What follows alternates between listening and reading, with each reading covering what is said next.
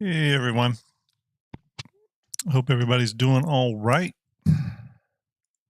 A few people with us tonight. We got about group on YouTube, group on Twitch. Hope everybody is doing okay. Let's see, sorry, just getting a few windows set up here. Thanks for hanging out. I'm just going to do some salvage, play a little Star Citizen, and then I may switch over and kind of discuss my personal fleet. I've been giving it a lot of thought and might make some changes. Maybe some of you all can help me with those changes. And then I also just got my files from VMXEO for the Scorpius Antares. So we may prep that for Stargent Fleet Viewer and get those files mostly set up so that we can, so that I can get that to Starlet, and maybe she can update that sometime tomorrow or something. There's a little bit of a pipeline with our files, though. They have to flow from VMXEO, then I have to bring them in and conform them to a specific size, and then I hand them off to Starlet to be plugged in. So, I see Starlet's in chat. Hello, Starlet. Hope you're well. Hello, everyone else. Hope everybody is having a nice night. I am just getting a few windows set up here, and then I'm going to do some salvage and fun stuff like that. Hey, Tomato. Hope you're well. Salute to you. How are things going? All right. Let's see here. Let me switch over. Okay. We're going to give this a shot. All right. I have about 50 windows open, but hey, Starlet, I see VMXEO's in chat too. I'm sure you saw on the channel. I'll probably get you the Scorpius Antares files for Fleet Viewer here in a little bit, 2 hours maybe, so that we can go ahead and get that in, and everyone, and we'll be prepped for that. Cool. All right, let's go ahead and stand up here.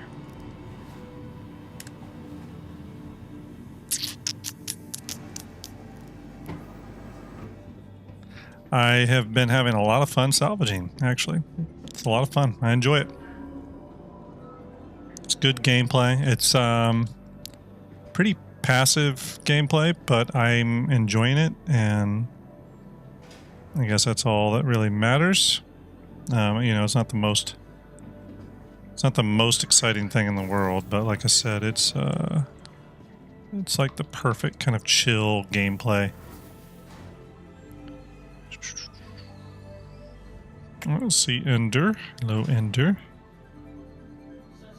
Yeah. Definitely senile. That's been a long time coming. But yeah, y'all may have me. Y'all may see me prep those files here live. But mainly, I just want to get in, do a little salvage work for a little bit. Might not be a very long night, but just gonna cut some ships up. What's going on, Ender? Hope you're well. All right, I'm not paying attention here already. So it's a good. Okay. Hey there, buddy. How you doing? Good looking out. All right. I think I need to get. I think I need to get my. Can I buy the tractor? I can't remember if I can buy that in here or not.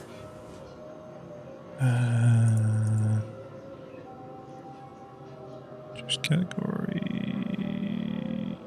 Personal, or is it miscellaneous?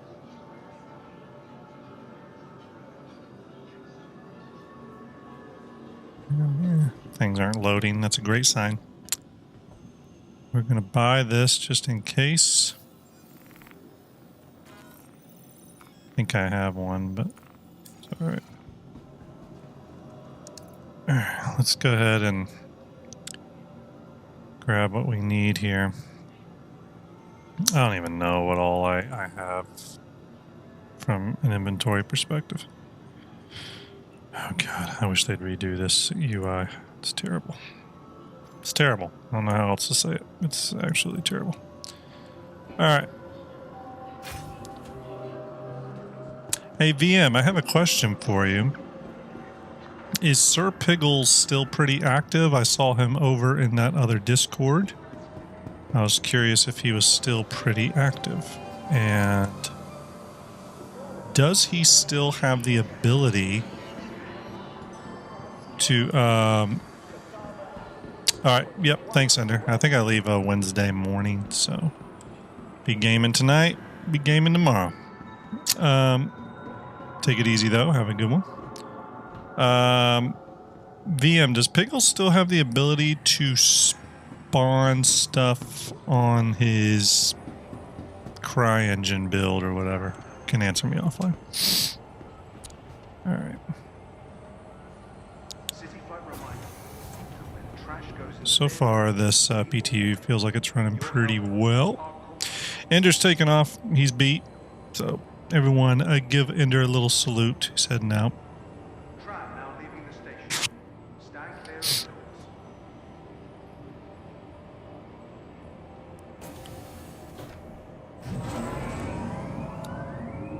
He's popped up now and then. Okay, cool. So yeah, everyone, I'm thinking that I am going to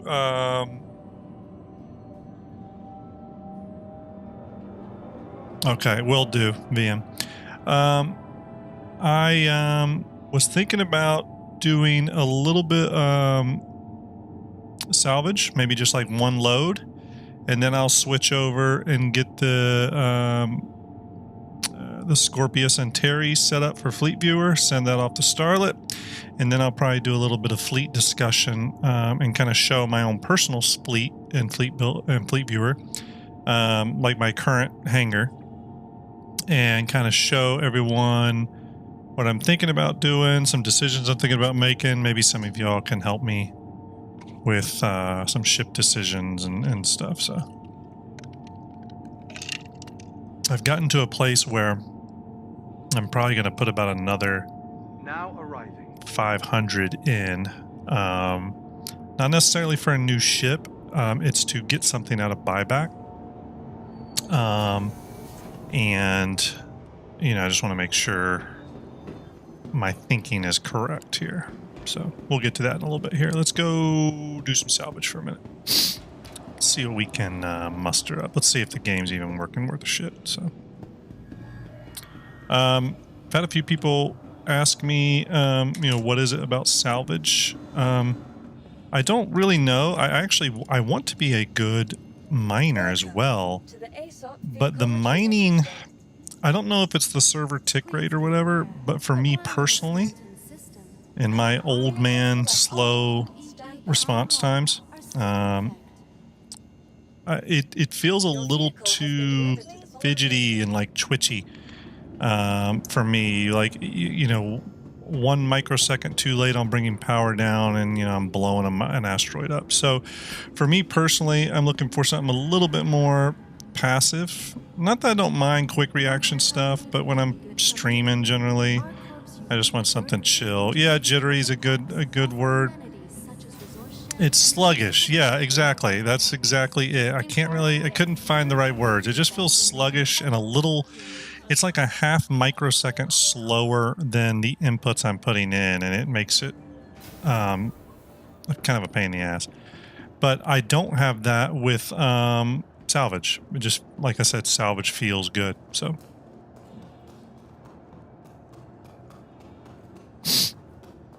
and the great thing about salvage so far is there's kind of you can kind of, maybe miners can do this. If there's any miners in chat, let me know if this is how you approach mining. But with mining, I feel like I don't know what I'm going to get when I go out. It might be a great night, it might be a terrible night. But with salvage, I feel like I go out and I kind of know how much money I'm going to pull in per hour. There's not a lot of mystery there, and you know, I kind of dig that. So. All right. We're just waiting for... Why doesn't my... Let me check something here. Sorry, everyone. Stand by. Toggle disabled during VPS. No. Toggle ADS. Toggle that. Sorry, stand by, everybody. Stand by, everybody.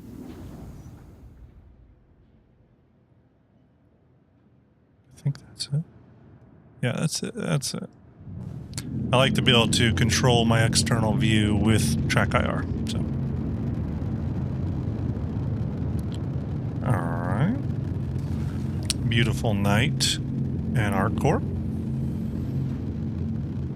By the way, if you're curious what the ArcCorp and Area 18 redo is going to look like, I really suggest you go back and look at all that concept art they just showed in the last ISC, because I'm like 99% certain the concept art they were showing where it was the future Area 18, because the buildings fit and everything. So I'm speculating there, but that's what I think.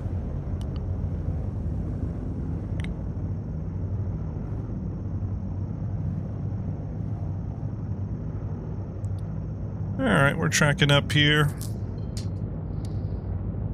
How's everyone feeling about the new Scorpius?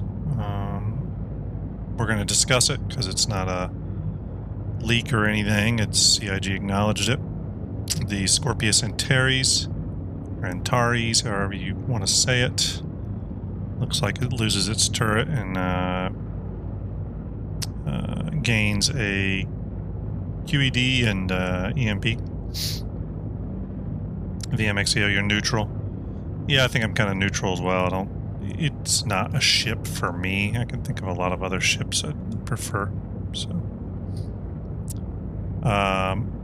it's fine as a variant because it's a whole separate set of ship parts and pieces. So I'm fine with them, putting out a pledge for that ship. Those that know me well know that the variants that actually kind of irritate me are things like the Talon and Talon Shrike. A variant that's really just different because of its hard points. That I'm not cool with, and I hope CIG does less and less of that personally. However, with the Scorpius Antares, it's not just hard point changes. It's like, there's a whole structural change internally on the ship and stuff. So,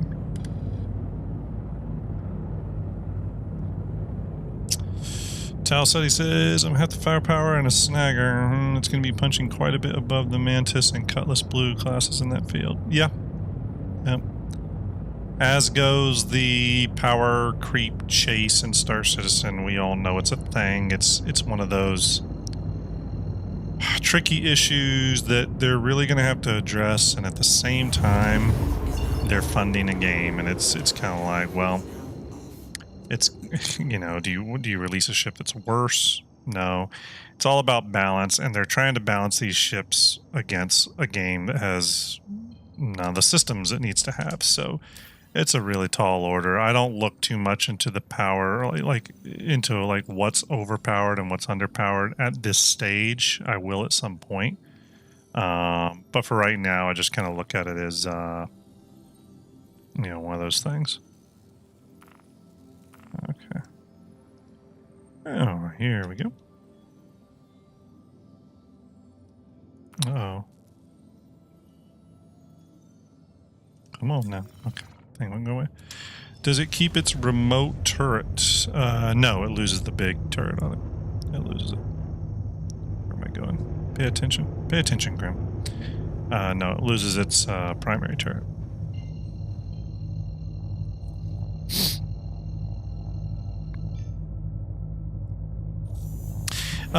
So let me give you where I think the Scorpius Antares really fits in. I don't look at it as a combat ship anymore. There's better ships with more punching weight to do that. What I think the Scorpius Antares could be really useful for is to act as the parasite ship or the small fighter that you put in something like a Polaris. If you watch our episode of Fleet Builders last night, you'll know I talked a lot about the Nautilus being the honey that traps, the prey. And I think that the Scorpius Antares working with a Polaris or something like that could be pretty devastating, or working with a Perseus or something like that. you get that Scorpius to pull ship out of quantum, lock it down with the quantum dampening and all that, and then you now made the enemy vulnerable to something like a Polaris with its torps, or Perseus, or anything that can punch hard. You've now got a pretty deadly combination. And in terms of the Polaris specifically, it can carry around that Scorpius. So as long as you have the person to fly it, that's the Polaris now gains a, you know, QED and you know, quantum dampening, feather in its cap, so to speak. So that's the way I look at it.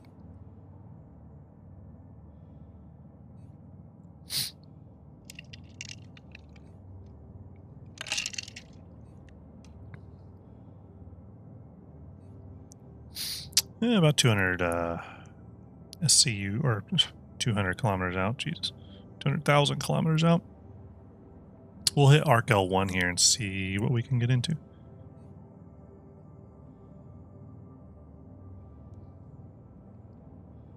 It's so hard to judge ships right now on, you know, overpowered, underpowered, all that stuff, because we just do not have so much in game that we need in game to be able to properly judge ships. I mean, one of the things on the progress right now is, you know, aerodynamic control surfaces. Okay, there's one thing. Armor, full soft def for ships. Right now we kind of have their initial go at that, but we really don't have the full system for that. Physicalized components. I mean, I could go on and on and on here. So it's really hard to figure out like what, you know, where these ships are at in terms of, you know, power and how good they are and all that. It's just so damn, like, in the weeds. I mean, really, all the ships we have right now, we have like half a ship, if that, if probably less, actually. We just need so much more for these ships to be actually what they are. Yeah. Everyone, you might notice that my Patreon, link is not working, and that is because I may be shutting the Patreon down completely and looking at a little bit easier way to reward supporters in a little bit more limited fashion. I'm going to kind of get a lot of that figured out while I'm traveling later this week. So stay tuned on that.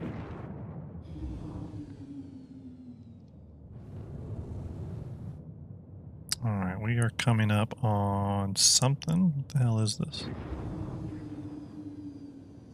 890 jump. Make sure I don't run into the damn thing. There it is. Big old thing. This is actually the first 890 I've come across. I always find Hercules. So this is my first.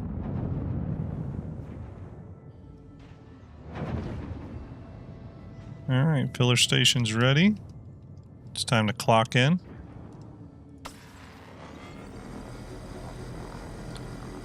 All right. Yeah, it does look really cool as a wreck, Starlet. I agree.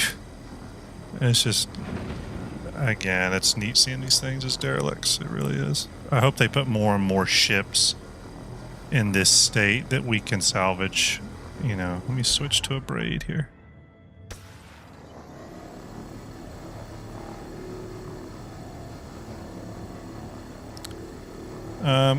Yeah, Talsetti, I think you said it perfectly. Buy ships that speak to you. Definitely don't buy them on their current in-game place.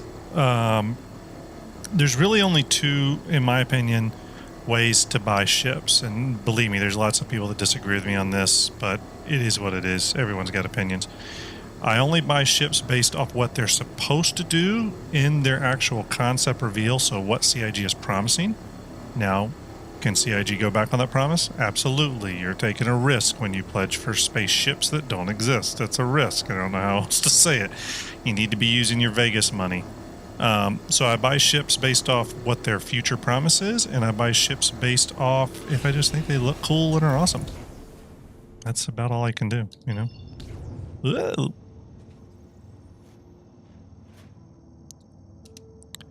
All right, what's the difference on the two modes of hull scraping? So there's two modes. What did I just do? I just did my corner. So you'll see up here in the upper left, there's cinch scraper and a braid scraper. The cinch one, I'll switch that now.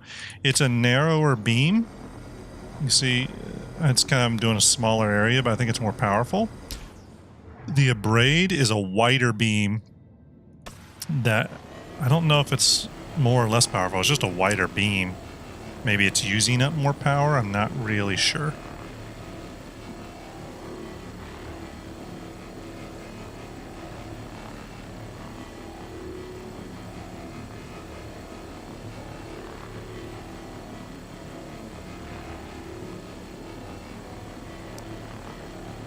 Yeah, Starlet says buy ships in game.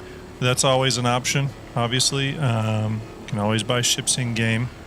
I think that brings up another good point, though, to Star Citizen, in that, you know, if you really want to be safe from any sort of, you know, buyer's remorse or what have you, do a lot of research before you buy a ship with real money. Don't feel the FOMO. Remember that especially for concept ships, there is no rush to get it. Most concept ships do not see, even if they go right into production, they don't go right into production for sometimes at the very minimum a year. So you have plenty of time. You have plenty of time. All right, I need to create a tractor thing here. Let me go ahead and create that.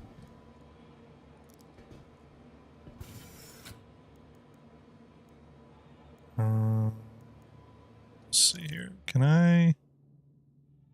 I've had the I'm gonna put that on there. And the other thing is, if you're going to where's my, oh, come on.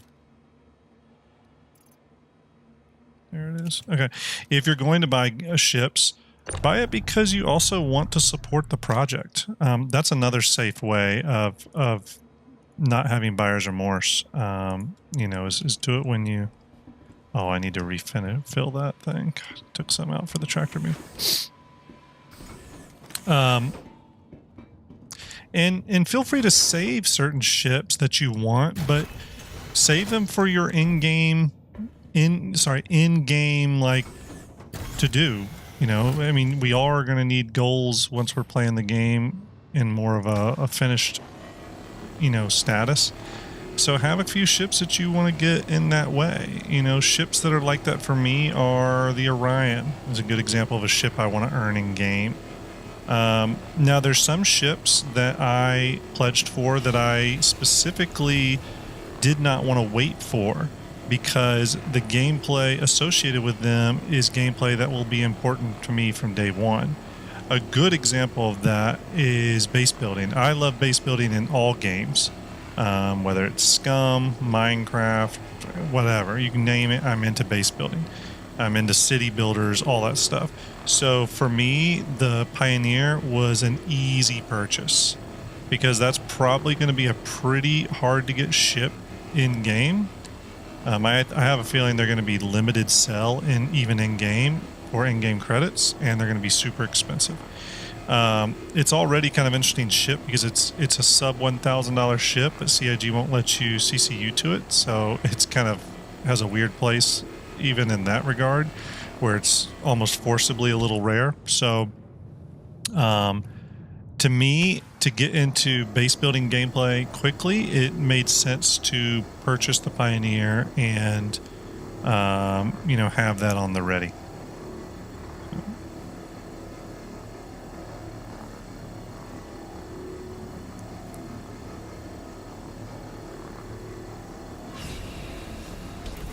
All right, so now we can go down and move the two boxes. So some of you are probably seeing me get up and down a lot. Gotta go into the back, and that is the salvage gameplay kind of experience on the Vulture, unless you have a friend with you. It's a lot of going downstairs here and, you know, grabbing your boxes and, you know, putting them on your cargo grid and stuff. Can go ahead and eject another one here. I love like the little warning lights and stuff. So fucking cool. Okay. Jaybird, if you're sticking around for a bit, one of the things I'm going to do is go into my fleet on Fleet Viewer here shortly and kind of walk people through my ships, and you can get an idea of what I personally own, and maybe it can be part of some of the decisions I'm going to make.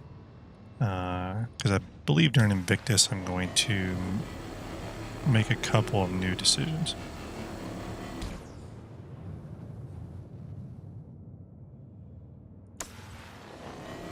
I mean, here's the thing with the Pioneer too, I'll go ahead and say. And yeah, I know CIG did announce or did revise some of the Pioneers, like how it works. I think that's what you're saying.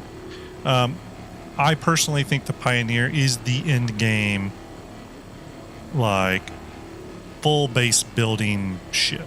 I think there's going to be smaller versions of that come online, but I think the Pioneer is the big one, and I think the Pioneer is going to grow quite a bit. Currently it's 200 meters long. I guarantee you that ship's going to get bigger. And I truly do think that's going to be the in-game ship. There may be other big ships, base builder ships that come, but there'll be more competitors. The reason I think that is because the Pioneer, with some of those in-game ships, they don't really need competition. Pioneer, Orion, they don't need any, because you don't need as many options for the in-game ships as you do for the starters and mid-range ship and smaller multi-cruise ships. So I actually think the Pioneer is definitely going to be our go-to for big base building. And regardless of how it does that base building, whether it's 3D printing them or building them module by module manually, or however they decide to do it, I don't care. I just want to build bases. So for me, some of those like process changes that they're making to the Pioneer, like in terms of how it works, are fine with me. Totally fine.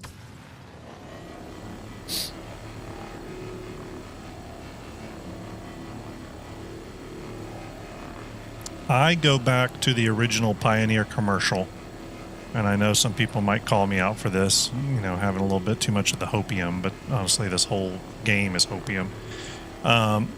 One of the things about the Pioneer commercial, and I do think it's probably the second best Star Citizen ship commercial ever done, but when the CEO of Consolidated Outlands is talking, he specifically says you can build a home, you can build a farm, you can build a mining claim.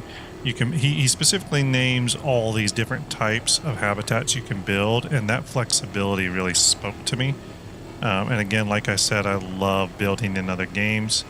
So for me, I'm all about it. All right.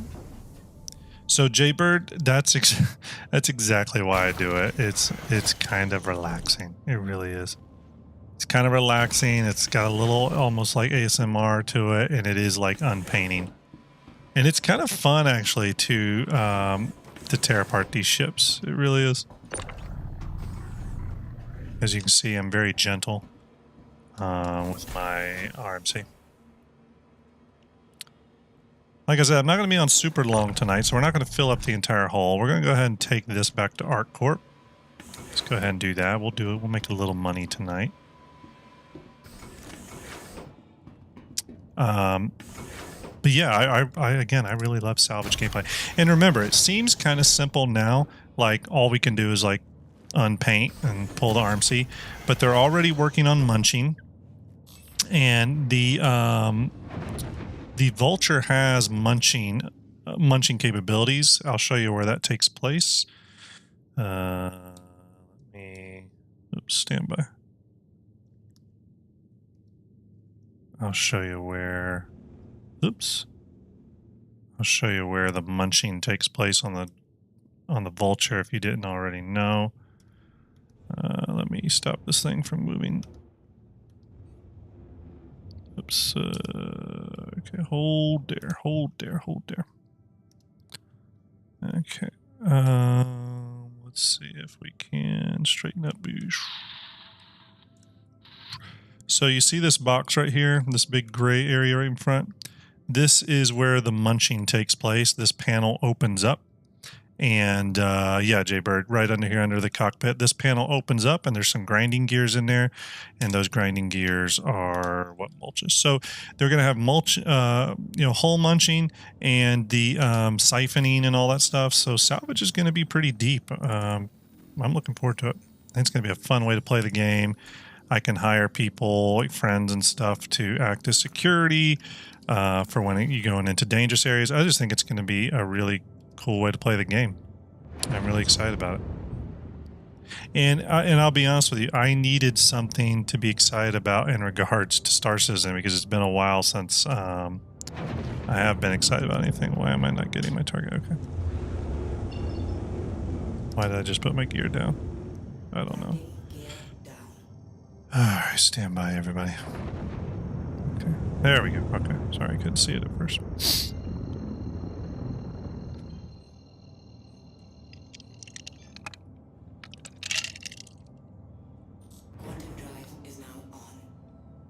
All right, we're punching back to ArcCorp here. We'll land, sell our goods, and we'll pop over to Starjump Fleet Viewer.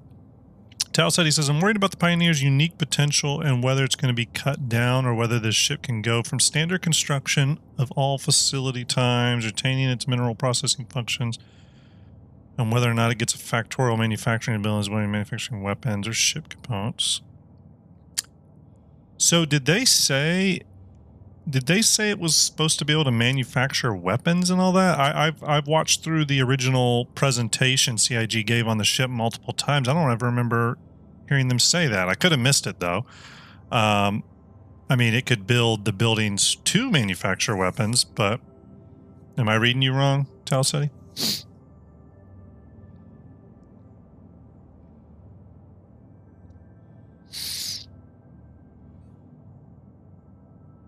I mean, I'll tell you right now, a really cool gameplay loop would be if you owned a Pioneer in smaller groups, individuals, small groups of friends, whatever, that want a base, want their little, claim out there. You can advertise your services. They can pay you to come and build this, habitat for them. I just think that'd be a cool gameplay loop. It'd be a really cool gameplay loop.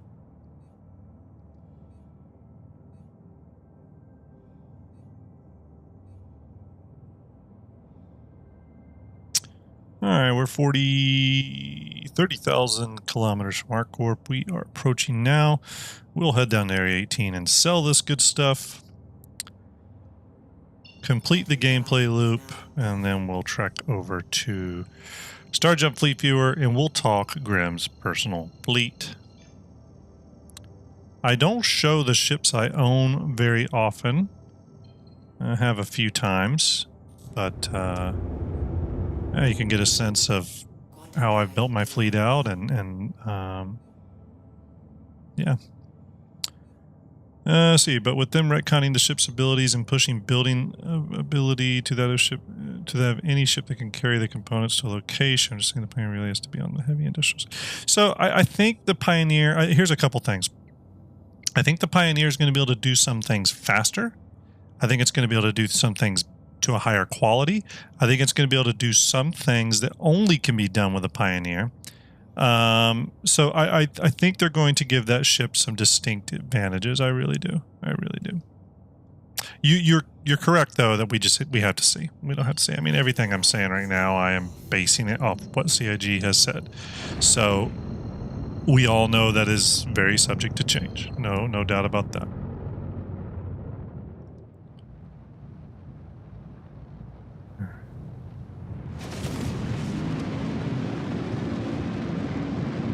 You can't beat a Drake engine. I know that's exactly what Starlet's thinking right now, too. You can't beat a good Drake engine.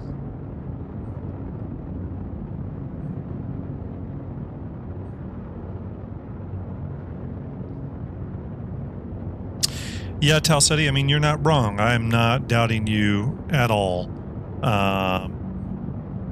Where I think what I'm coming with is, well, actually stepping back from that a little bit, we really haven't seen them take on capital ships. The Polaris, if they move through with that, it's going to be our first one, and we've already seen with the Polaris, it's getting some pretty big buffs. Almost all of its components are now full capital. It got a huge buff in the turrets that it's getting on it, so it's very possible the Pioneer could get buffed in major ways as well. The only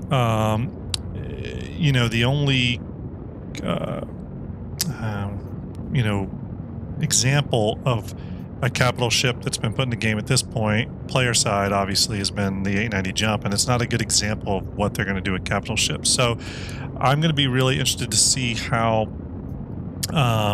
the Polaris tracks through and if it goes flight ready, because that's going to be our first capital ship in quite a while to go in the game, and it's going to be interesting to see how it comes together, how much it overgrows itself. We already were seeing that the Banu Merchantman early on was getting much bigger, and in some ways much better than it originally was concepted. So we might be lucky in that capital ships like the Pioneer and stuff get that added benefit of, hey, CIG's going to spend a long time on those ships, so they're going to go all out, go all out and make them really powerful and stuff. So punch above their weight class, all that kind of whatever hype word you want to apply to it. So yeah, Captain Kern, we don't think it's going to be able to do that, but you'd probably be able to build the buildings and manufacturing facilities that can build weapon components or what have you. I do think weapon crafting will be a thing in Star Citizen at some point in the future. Chris Roberts even talked about wanting to get some crafting elements into the game. We already see you can craft the little tractor tool. I think there's going to be some modular weapon chassis that you're going to be able to put different parts and pieces on. It won't be like a totally unique weapon, but you'll be able to take a certain rifle and put like a certain type of handle on it, certain type of optics, certain type of barrel, and you'll be able to customize some stuff.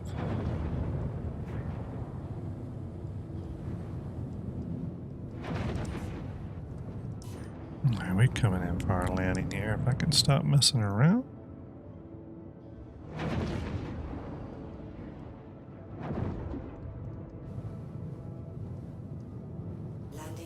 All right, we are down, everyone. Landing complete. Have a pleasant stay. Starlet does have a lot of ships. I will say, though, I did help Starlet lighten her ship load a little bit.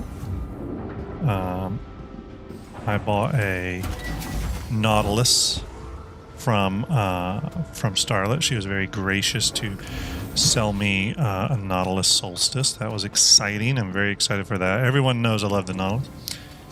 Your Lordship, thank you, man. I appreciate that. Assume you mean things like the cinematics, which I did, and then obviously Starjump Fleet Viewer, which is myself, VMXEO, and Starlet, who are both in chat. It was all three of us on that project. Glad you enjoy it. Glad you enjoy all the Starjump content. Really appreciate it. Glad you're hanging out with us tonight. Not going to be streaming for a long time, probably about another 45 minutes or so, but we're just going to sell some goods real quick, and then we're going to switch over to Starjump Fleet Viewer, and I was going to talk about my fleet a little bit, give everyone a little bit of an idea of what I have ship-wise, what my goals are with those ships, and how, how I look at my fleet from a very top-level kind of view.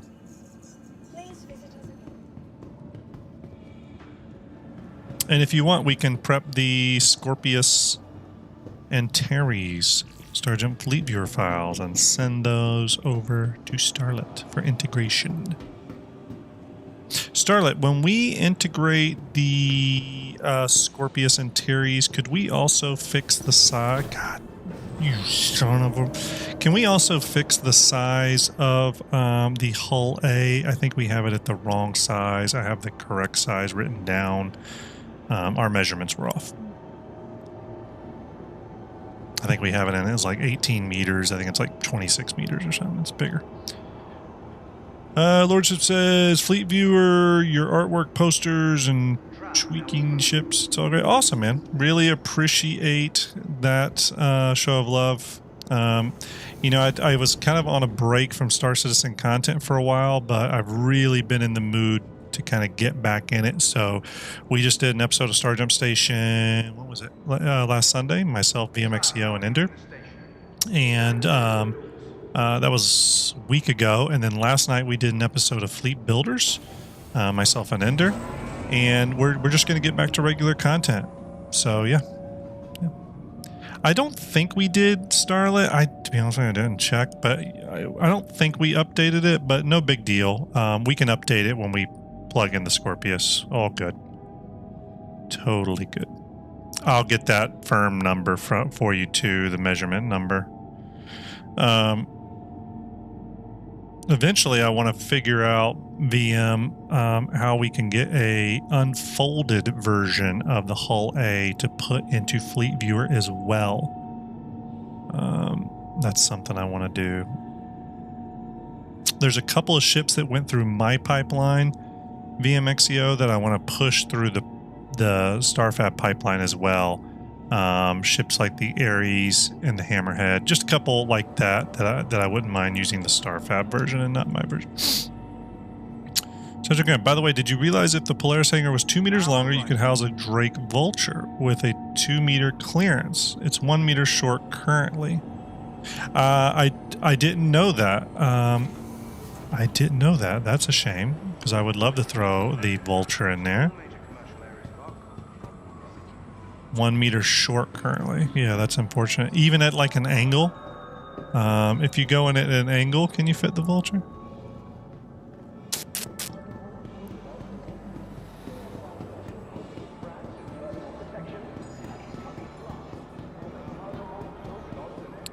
All right, everyone.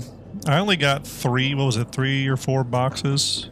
So I didn't get even a full load of stuff here. I got less than half of a load, so we're not going to make a lot of money, but I like selling it. I like seeing what we're doing here. Let's go down the Vulture here. Okay. So there we go. Oh, look at that. Sexy. There we go. We're just going to sell all of it. Not bad. 38,000. Is it? Yeah, 38,000 was barely out there for 15 minutes. Not bad. Not bad. It's a good way to make a little cash. Easy, pretty painless. All right. Real quick here, I'm going to switch over to... I'm going to go ahead and quit this game. I'll take off my track IR. And we'll switch over to...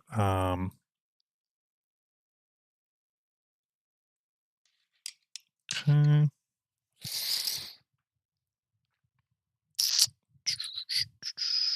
Stand by, everyone. Okay. I'm going to pop us over to Star Jump Fleet Viewer. Let's go ahead and enter. I'll go ahead and do my ships up. Let me actually see if I have... Let me see if I have my current fleet saved. Stand by. Stand by. Do I have my current? I think I do. Let's see here. Okay. Okay, here is my current fleet.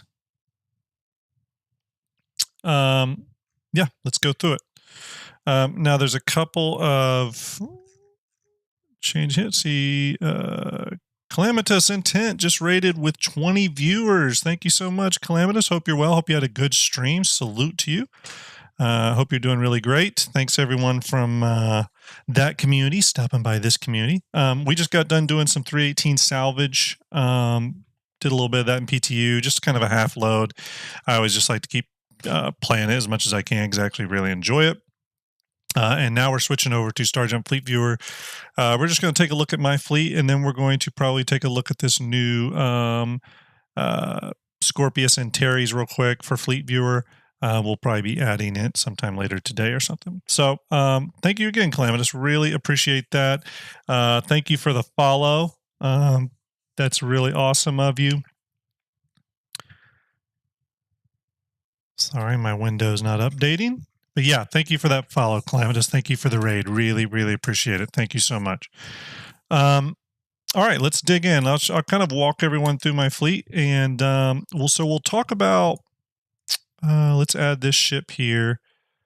Actually, let's add this ship down here. We'll talk about these in a minute. The Spirit and the Pioneer.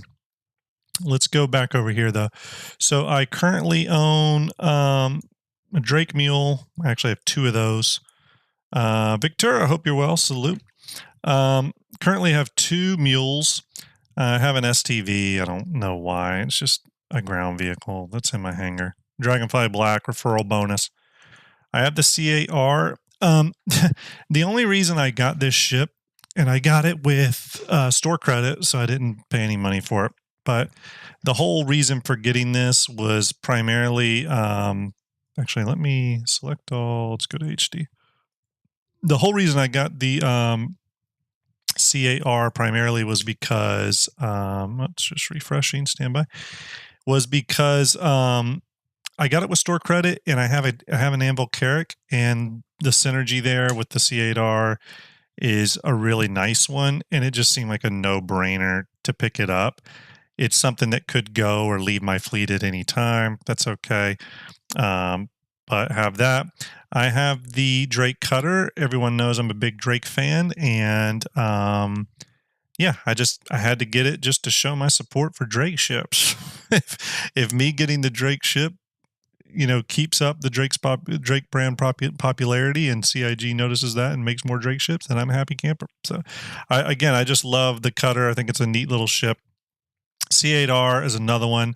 I really dig these, and the price point was right actually for both of them. So these felt okay to pledge for. Let's move down here. Let's see. Let me put everything on SD. Okay. SRV. This is a ship I own. The SRV is a ship that I know it won't have a ton of daily driver purpose to it, but I think it's a ship that it's going to be one of those ships that when you need it, it's going to be critical to have. I also have a Kraken, so this is a ship that's probably going to be parked on the Kraken deck at all the times. To both move trolling ships off the deck, help the Kraken get off the, planet side, etc. There's 1,000 reasons why I could see using an SRV, moving something around or even a ground vehicle around at your planet side homestead that you've built. I can see a lot of reasons for having the SRV, and I do want an Argo ship. I know VMXEO really loves Argo. Correct me if I'm wrong, VM. But I've wanted an Argo ship, but I don't have a need for the Raft or the Mole or some of those others. And the SRV was the one that I felt like I could actually utilize. So it was an easy pledge for me. A little pricier than I thought it would normally be, but yeah, it was an easy one. Ares Inferno. I know these ships are kind of controversial now, but this ship I think will be key for a lot of the stuff I would want to do in the future, especially in relation to ground targets and both raiding and causing trouble for other homesteaders and stuff. So, or even just protecting my own homestead, kind of be that close air support for my homestead. Again, you'll hear me say a lot about that because I am going to be all about the homesteading gameplay. So that's why I own the Ares Inferno. It is a ship though that could be sold, and it's a ship that could be sold, and I wouldn't break a sweat about it. It's not key to my fleet or critical. And yeah, I hear what you're saying. Tal Ceti, it's an anti-capital fighter.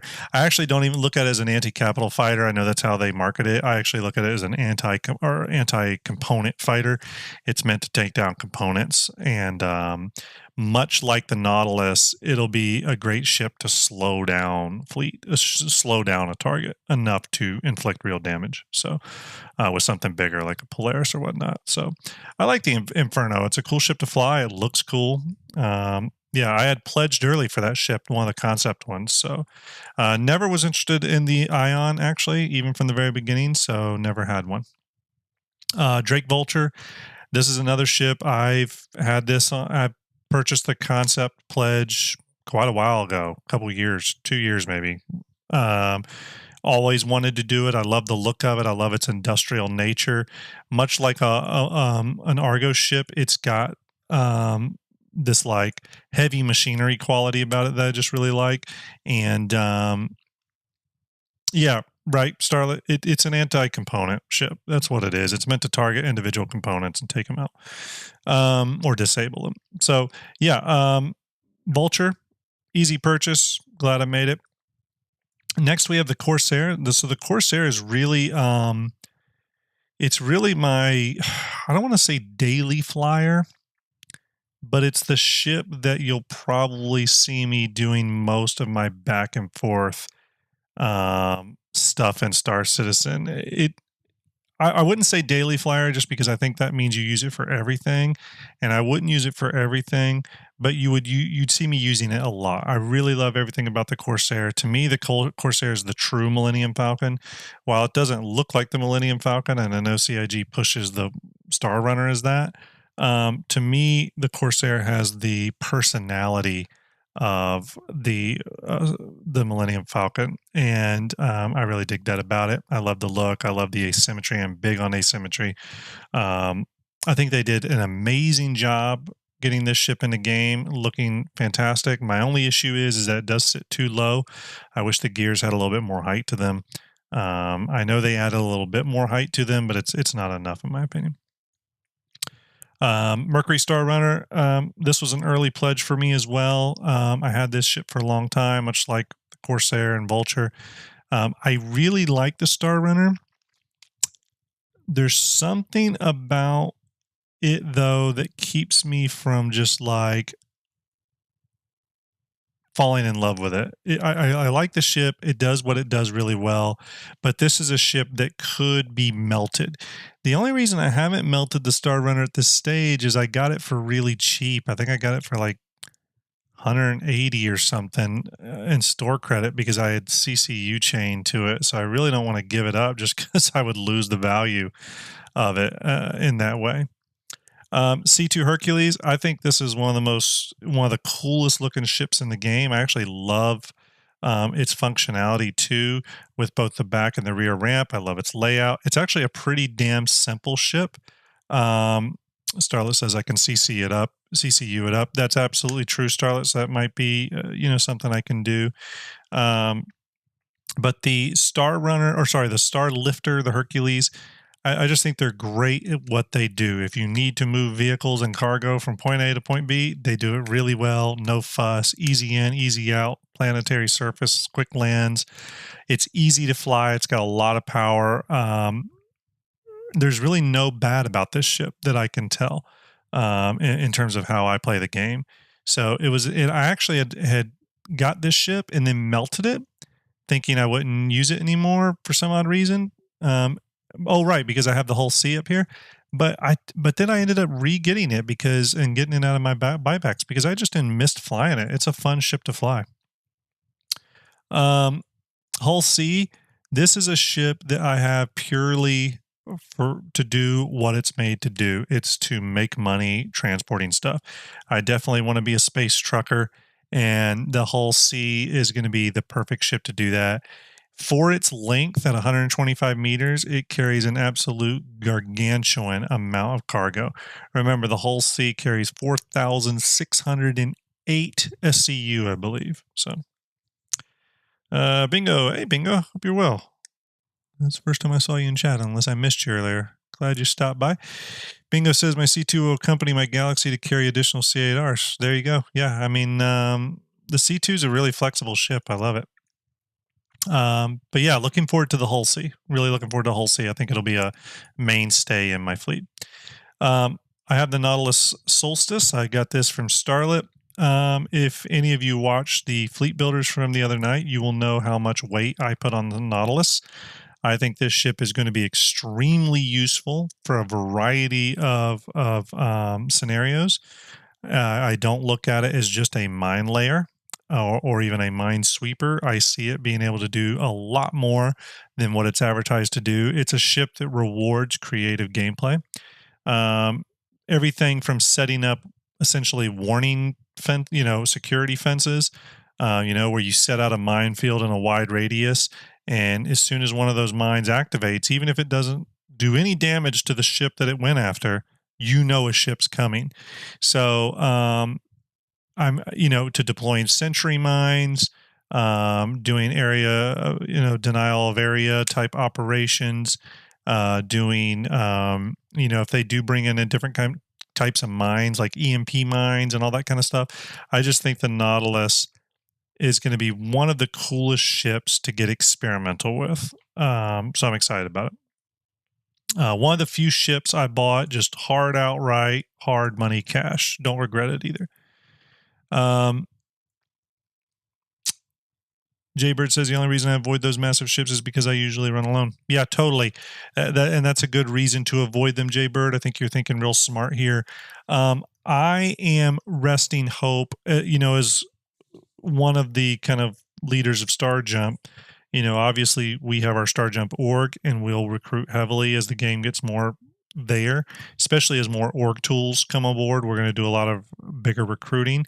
So I anticipate having a large organization. And because of that, I want through org permissions and ship permissions to be able to let others within the org fly the ships as well. So yeah, that's why I have the ships I do. Oh, right, Carrick. So Carrick was the first big ship I got. I got it through an really interesting set of circumstances I won't go into, but love the Carrick. I still think the Carrick is one of the best values for your dollar that you can buy in this class of ship. Thanks, Talsetti. Appreciate that. And yeah, way too geeky. I agree.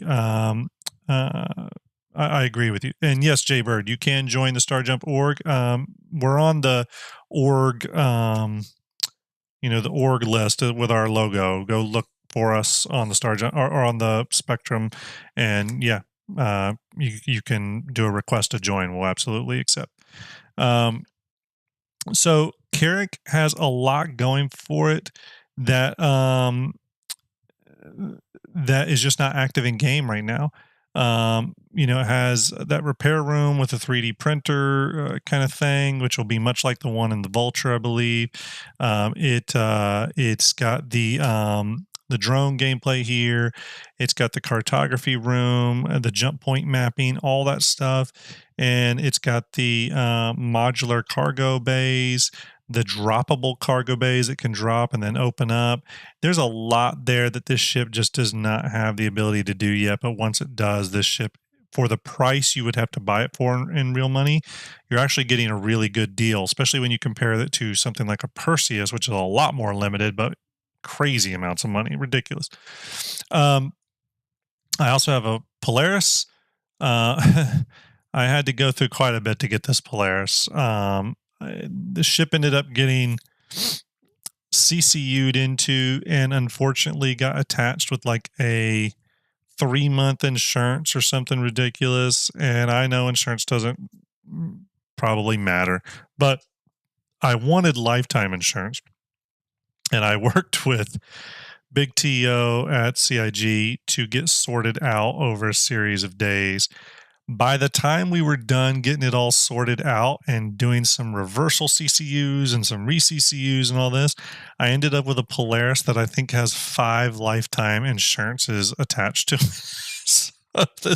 So this damn Polaris will be insured for like 9 billion years, apparently. So, um, love the Polaris. The rework that they showed off, I love even more than the original concept. So, I'm even more excited for this ship than I ever have been. The ship goes into the production pipeline with the EU ship team, I believe, in April. So, I'm really excited about that. I'm hoping that around Invictus, because it is a military ship, I'm hoping that around Invictus, CIG can maybe do some discussions on how Polaris development is going, why they chose to put it into production. Are they planning to push it all the way through to flight ready status? Sacred Icon says, sorry, I love your app. Oh 07. Thank you so much, Icon. Really appreciate it. There's two people in chat, VMXEO and Starlet. They are both in chat, and they helped me develop Fleet Viewer. They were both absolutely critical. It is a project that we all three are equal stakeholders in, and so big salute to them as well. And no problem for that follow on Twitter. I like following good people. Last but not least, or not last but not least, sorry. I have the Banu Merchantman. I just have it for really cheap, and I don't want to sell it because I essentially got it for what, like $3 Starlet. What did I get this for? $350 or something like that. Anyways, I just don't. I want to keep it now. Probably just leave it in there, and maybe I'll sell it in game at some point, or maybe something will come along to make me melt it. But I just got it for such a cheap price compared to where it's going to go. It just seems silly to kind of get rid of it at this stage. It's not hurting anything sitting in my hangar. Ship to the left of the BMM. That would be the Aegis Nautilus mine layer. Sacred. I just went through that one. This ship can deploy Tephra homing mines. It can carry 24 of those. It can also carry the sentry mines, which have guns on them, which are mines that deploy and then will act as remote sentries. It can deploy the Nemo minesweeper drone and any other type of drone and other future types of mines. We do know Mine Lane is in development and will be picked up again, I believe, in May for some more work. I'm hoping that when that space mine work by the weapon feature team gets complete, that we'll hear from CIG about the Nautilus maybe going back into production. So, yeah, a lot of people think that way, Sacred. But there's a lot of things you can do with a mine layer that that you wouldn't think you'd be able to do. I mean, for example, let's go back to the Nautilus for a minute. The mines, first off, are homing mines. They track to targets. And CIG, I believe it was John Cruz, stated that the mines will be able to track over 10,000 kilometers. So you can lay really wide minefields. Here's another way to think of mines. Some people think, oh, well, you want the mines to destroy ships. You may want to, and they may act in that regard. But you could also set up a ring of mines around an area. And those mines, when you're monitoring those mines in the Nautilus, if one of those mines starts tracking and moving, you've now been alerted to a ship coming into your area of operation. So it almost creates a security fence. So while the mine may not destroy that ship, it's now giving you intel that a ship is inbound. So again, there's a lot of ways to think of using mines. They don't always have to be just for like laying a minefield and destroying things. This is going to be one of those ships, I said this earlier, that people are going to get really creative with. The Nautilus can also carry every other type of drone, so repair drones, other stuff like that. So again, you're going to be able to do some cool stuff with it. Last but not least, the Drake Kraken. I pledged for the Kraken 2021, I believe 2020. Yeah, probably 2020 or 2021. I was able to snag one during Invictus. It is my favorite ship in the game from a looks standpoint. It is also my favorite ship in the game from a emergent gameplay point of view. So while it's silly sometimes to think of a capital ship as a great all-rounder, to me, that's what this ship is. It is a great all-rounder. So not only does it carry ships, it can fully repair, rearm, and refuel them. It has the Dragonfly Bay, which I think will ultimately have modular characteristics with, and John Cruz already stated this ship will have a medical suite. It carries an absolutely massive amount of cargo at 3,792, I believe, SCU of cargo. So it's one of the few capitals, with the exception of maybe like the Orion and Pioneer, that can actually pay for itself, pay for the upkeep costs. This is one reason I didn't get an Idris. Because I think the Idris is a pretty cool ship, and I know it's going to be really fleshed out because of Squadron 42. But my concern with it being a military combat only type ship was is the ship couldn't make any money to keep pay for its own upkeep, where the Kraken, the Orion, the Pioneer, they can. Those ships can provide a service for a fee and generate income pretty easily, in my opinion. So yeah, I have the Pioneer upgrade as well. It may be something I apply. I haven't applied it yet. But the Kraken, to me, what's so exciting about that ship is it relies on the owner's creativity. Again, it's you're going to have some use it as a potential mobile space station. You're going to have some use it as an industrial flotilla for industrial operations, etc. Starlet says, do you worry about a lack of armor? So, Starlet, it's a great question. There's a couple of things there. So, while it's been stated, so John Crew did clarify this a little bit. He famously says that Drake's ships are paper thin. However, he did clarify on the Kraken. He said, look, I say paper thin as compared to a heavily armored military ship.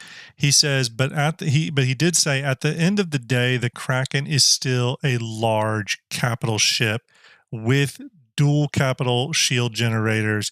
It's going to be able to take a beating. Will it be able to take the beating that a Javelin or an Idris can take? Probably not. But I think it's still going to be able to take quite an ass whooping. It also, to me, and this is my opinion, but to me, the Kraken is better defended than the Idris. I know that may be a controversial statement, but the one thing that doesn't appeal to me about the Idris is that the bulk of its firepower is pointed forward, and the Idris is going to be a slow mover. I love that the Kraken has so many turrets, and they have damn near 180 protection radius on all the turrets. Now, the one issue that the Kraken has is it has and I believe I saw Bingo talk about it with the soft underbelly. The Kraken has a weakness. It's bottom side. But at the same time, I have no real desire to take the Kraken into a hard combat frontline type of position. It's going to be an in-the-back ship, support ship. Nargo, don't get me wrong. I think the Idris is an awesome ship, and I really considered getting it over the Kraken. But the primary reason I went Kraken was its flexibility, because I can use it for industrial gameplay, militia gameplay, combat gameplay, mobile space station. I can use it as my own refueling gas station gameplay loop. It just had more emergent, more open-ended gameplay scenarios that could be attached to it, where the Idris did felt a little bit more specific. Now, here's the thing. If you're doing that specific Idris gameplay, then the Idris is a way better ship to get than the Kraken, or way better for that than the Kraken. So, the weird thing is the Idris and Kraken really shouldn't be compared to one another. They are really two different types of ships. It's like comparing the Prospector and the Vulture. They're the same size, but they do way different things. So, way too geeky. Yes, the Kraken does require less crew. They say on the website that the Kraken requires I think it's a min of 10.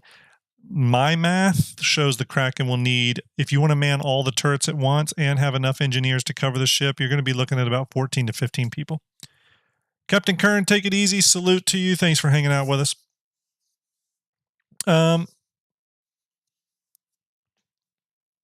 So no, Nargos, I don't. Let me rephrase that statement, because I probably didn't say it the correct way. I don't think the Kraken has more firepower. I think it has more. I think it has a better ability to, it has more flexibility in its defensive posture, right? So I think the Idris is a better offensive ship going out to attack, but I think the Kraken has a better defensive position because not only are the turrets all there on all sides in all directions, but the Kraken is going to have whatever ships you have on the deck. So you have to add that firepower into it. Much like the Idris can add a couple ships from its internal hangars, the Kraken is very well positioned from a defensive standpoint. But from an offensive standpoint, I think the Idris is much better positioned. It's an opinion. I'm sure you have counters to that, and you're probably not wrong. As a matter of fact, I don't know if there is a right or wrong because a lot of it's going to come down to how the pilots and the crew of this ship operate, right? And it's going to be a lot about positioning, who has the element of surprise, all that good stuff.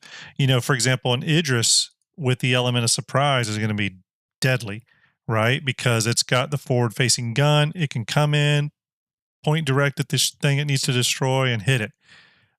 If the Idris doesn't have the element of surprise, then something like the Kraken can always be working in pushing the flank at all times, trying to get away from the nose of that Idris. Another good thing to do if you're battling Idris, in my opinion, would be to close distance and get up close. So that Idris is kind of losing, because the closer you are, if you're flanking the Idris, you're now having to have a faster turn rate with the Idris to get that gun on the target. So that would be the smarter thing to do. Again, it's going to come down to so many more factors than just what guns do these ships have on them. The Idris, I think at the end of the day, the Idris will be the best. I'm going to put the Starlet, don't worry, I'm putting the Javelin aside for a minute. But I do think the Idris will be the best in class for offensive combat gameplay.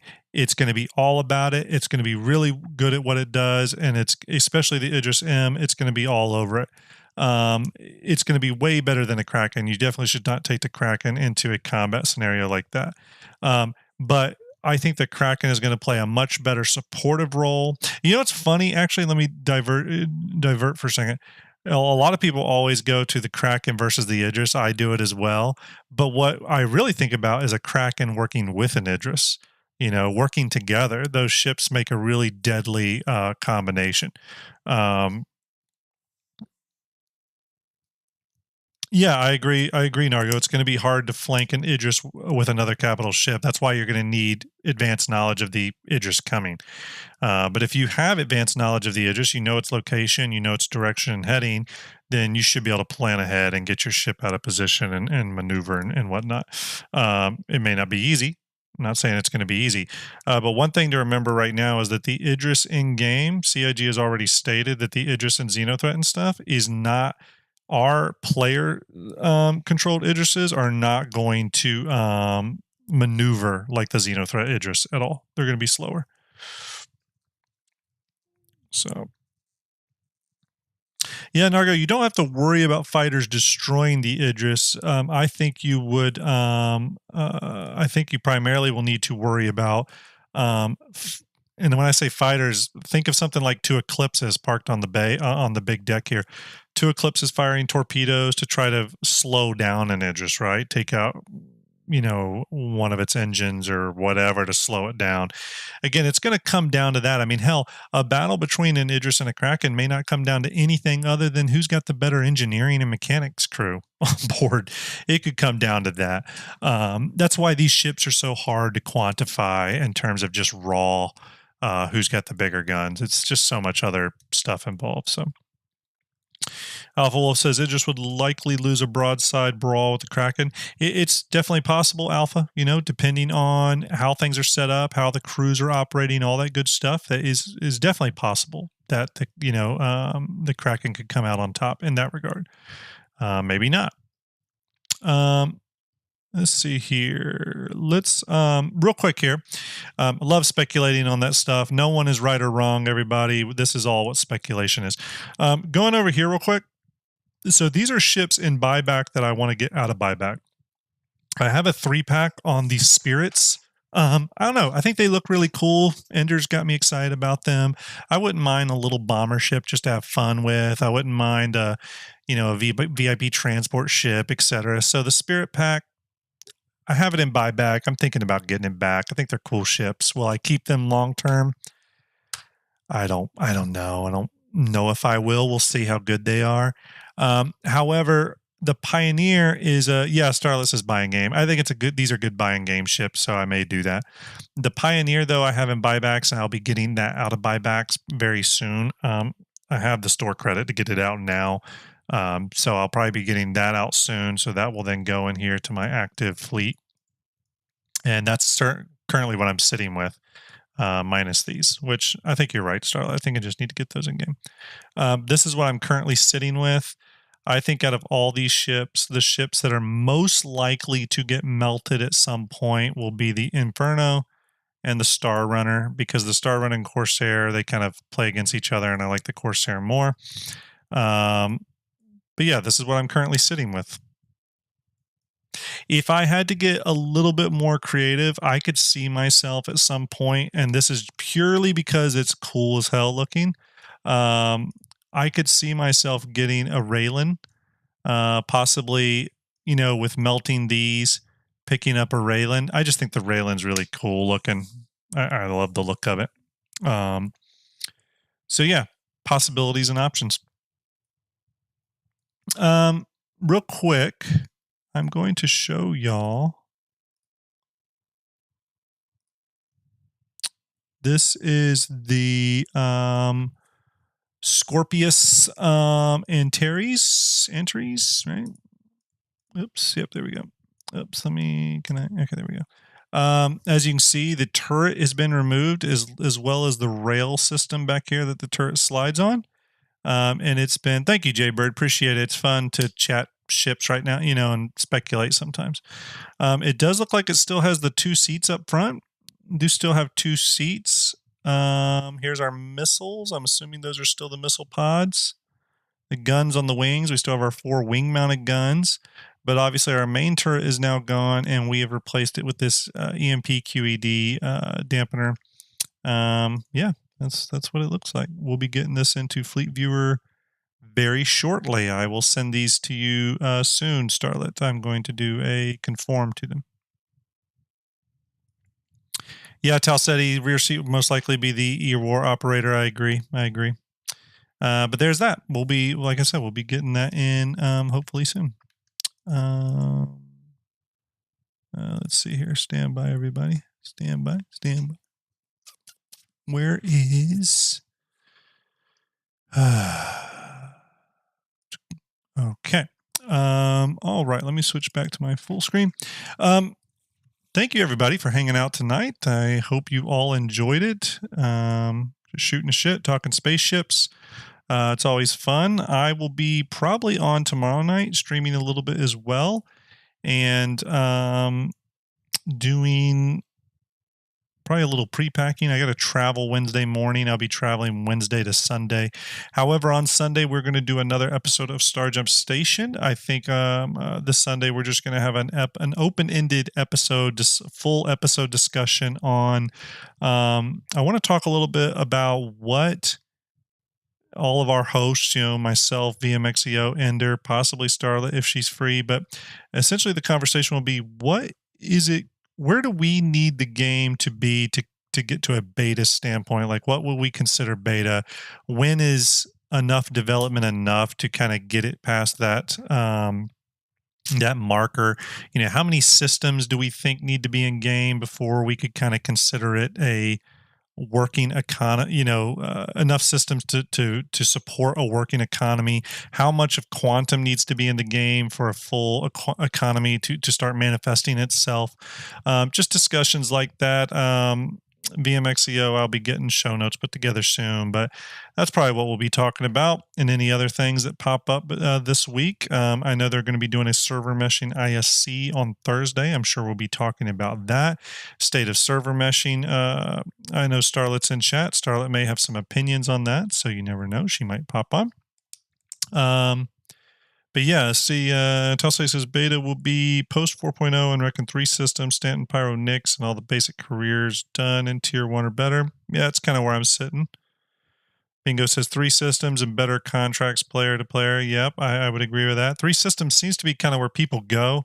I thought I heard, I guess it wasn't an official point, but I thought I heard 5 systems was kind of what they were targeting, but maybe I'm wrong. But anyway, Starlet, you may have no opinions, but we always love your opinions. Always love your opinions. But anyways, that's going to be about it, folks. I've got a weird thing where, actually, hold on one second. Stand by, everybody. I'm not going to do any raids tonight because my thing is for some reason not working. I think it's a restream error, but all good. I'm going to go ahead and ping off. Hopefully everyone stays good. I'll be on again tomorrow streaming. Look for me then. Really appreciate y'all hanging out with me. We'll talk more spaceships, do some more salvaging, and all that good stuff. Everyone, salute. Stay good to each other, and I will talk to you all